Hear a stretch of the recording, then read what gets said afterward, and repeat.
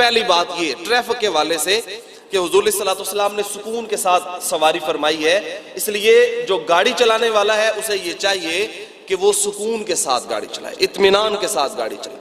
دوسری بات یہ میرے کریم آقا علیہ السلام نے ارشاد فرمایا کہ سواری کے گلے میں گھنٹی نہ باندھو کہ جب وہ چلے گا اس کے گلے سے وہ گھنٹی بجے گی تو لوگ تنگ ہوں گے۔ حضور صلی اللہ علیہ وسلم نے فرمایا کہ جو گدھا ہے اس کو بہت زیادہ رینگنے نہ دو، ان انکر الاصوات لصوت الحمیر، کہ یہ جو سب سے بری آواز ہے یہ گدھے کی آواز ہے۔ کیوں؟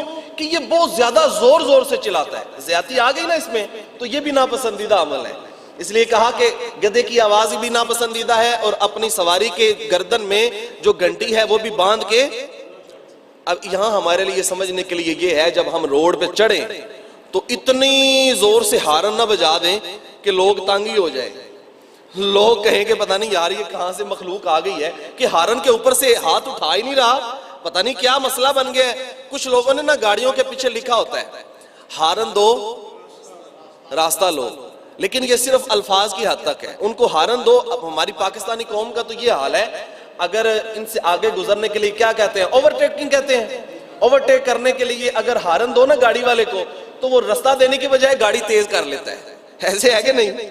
یہ عجیب سا ہمارا ایک مسئلہ بن گیا ہے، اور ہر شخص کو جلدی بھی ہے یہاں پہ، چونکہ پاکستانی قوم جو ہے وہ بڑی وقت کا ضیاع کرنے سے بچنے والی قوم ہے، اس لیے جلدی بھی بڑی ہے۔ وہ ایک دانشور نے لکھا ہے کہ ایک انگریز یہاں پہ آ گیا، وہ پھاٹک سے گزرنے لگا، ریل گاڑی کے پاس جو پھاٹک ہوتا ہے اس سے گزرنے لگا، تو اس نے دیکھا کہ پھاٹک بند ہے، گاڑیاں کھڑی ہیں، رش لگا ہوا ہے۔ ایک شخص نے نا سائیکل اوپر اٹھایا ہوا ہے اور وہ جو ساتھ جگہ ہوتی ہے نا اس سے گزرنے کی کوشش کر رہا ہے۔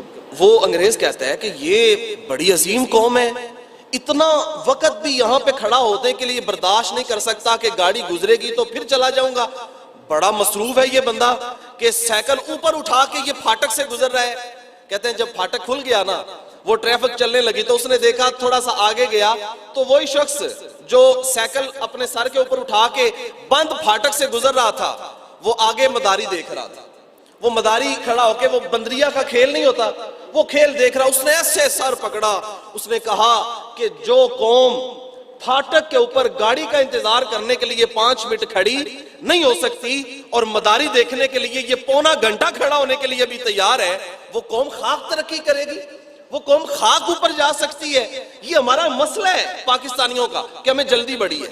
اگر بہت زیادہ جلد بازی کریں گے تو یہ بھی ہمارے لیے اچھی بات نہیں ہے۔ اور اگر کسی کو ہارن دیں گے، آپ کو آواز آ رہی ہے کہ ایک شخص مجھ سے رستہ مانگ رہا ہے تو اس کو رستہ دینا یہ بھی ٹریفک کے اصول میں سے ہے۔ اور جو ٹریفک پولیس والوں نے، یہ جو ادارہ ہے، انہوں نے جو اصول جو ضوابط مرتب کیے ہیں ان کے اوپر ہمیں عمل کرنا چاہیے۔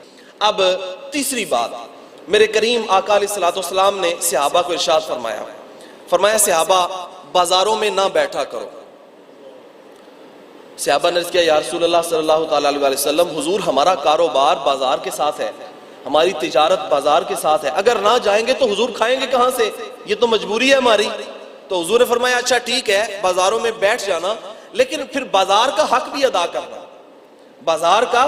اور مسند امام احمد میں ایک حدیث ہے، حضور صلی اللہ علیہ وسلم نے فرمایا کہ راستے کے حقوق ادا کرنا یہ ایمان کا حصہ ہے، یہ ایمان کا۔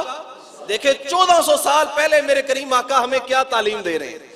اس وقت اتنی ٹریفک نہیں تھی، اتنا رش نہیں تھا، اتنی آبادی نہیں تھی، لیکن 1400 سال کے بعد آنے والے لوگ بھی اسی فرمان سے رہنمائی لے رہے ہیں کہ نہیں لے رہے؟ حضور نے فرمایا ایمان کا حصہ ہے یہ کہ کبھی بھی راستے کو تنگ نہ کرنا، راستے کے حق ادا کرنا۔ راستے کے حقوق میں سے ایک اس کا حق یہ ہے کہ آنے جانے والے جو لوگ ہیں وہ تنگ نہ ہوں، ان کو رستہ جو ہے وہ صاف ملنا چاہیے، ستھرا ملنا چاہیے، صفائی بھی ہونی چاہیے اور رستہ کھلا بھی ہونا چاہیے۔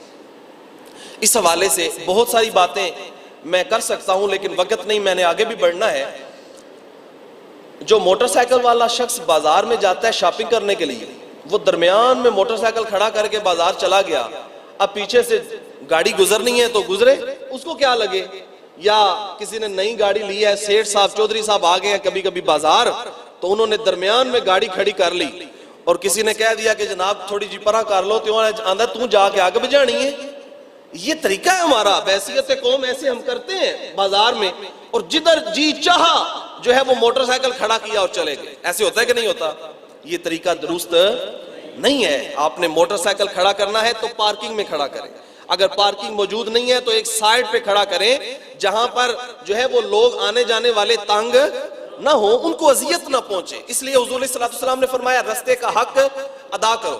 رستے کا حق ایک اور بھی ہے، اور وہ یہ کہ حضور نے فرمایا جب تم رستے میں بیٹھو تو اپنی نظریں پاک رکھو. یہ بڑا سنہری اصول حضور نے ارشاد فرمایا ہے. اس سے میری اور آپ کی بہنوں کی عزت محفوظ رہتی ہے.